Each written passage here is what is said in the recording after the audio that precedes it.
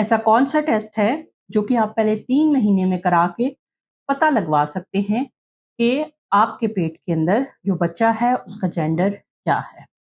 लेकिन एक इम्पॉर्टेंट चीज़ है, ये टेस्ट कहीं न कहीं इल्लीगल कंसिडर किया जाता है।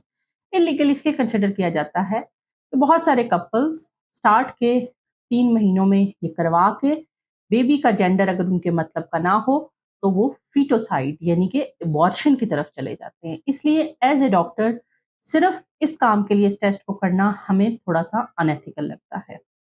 लेकिन बहरहाल ये टेस्ट मौजूद है। ये टेस्ट 8 हफ्ते के बाद एक ब्लड के ज़रिए से किया जाने वाला टेस्ट होता है, जिसके अंदर होता ये है कि जब बच्चा माँ के पेट में होता है और वो उसका फीटल पोल अच्छा नज़र आने लग जाता है और हार्ट बीट क्लियर होना शुरू हो जाती है, तो उसके बाद कुछ फीटल फ्री डीएनए माँ की ब्लड के अंदर शामिल होना शुरू हो जाता है।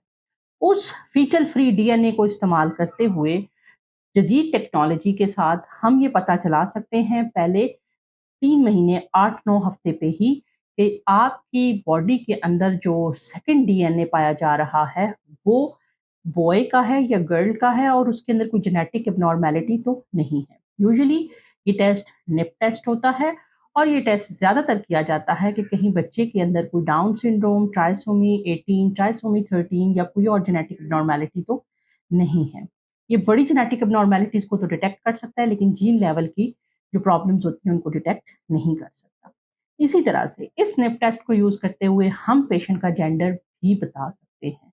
लेकिन यहाँ पे प्रॉब्लम ये आती है कि पेशेंट हमारे पास जब आते हैं तो वो यूजुअली आते हैं जस्ट विद द क्रेज़ कि हम ये करवाएँ, लेकिन अगर जेंडर उनकी मर्ज़ी का ना हो तो बच्चे को खुदा ना ख़ास्ता वो डेंजर हो सकता है, पहुँच सकता है, इसलिए हम इस टेस्ट को इल्लीगल कंसिडर करते हैं और हम इसको बहुत ज़्यादा एनकरेज नहीं करते। हाँ, अगर जेनेटिक एब्नॉर्मैलिटीज़ के लिए, क्रोमोसोमल एब्नॉर्मैलिटीज़ के लिए इसको किया जाए तो ये एक बहुत ही अहम और वो रोल प्ले कर सकता है।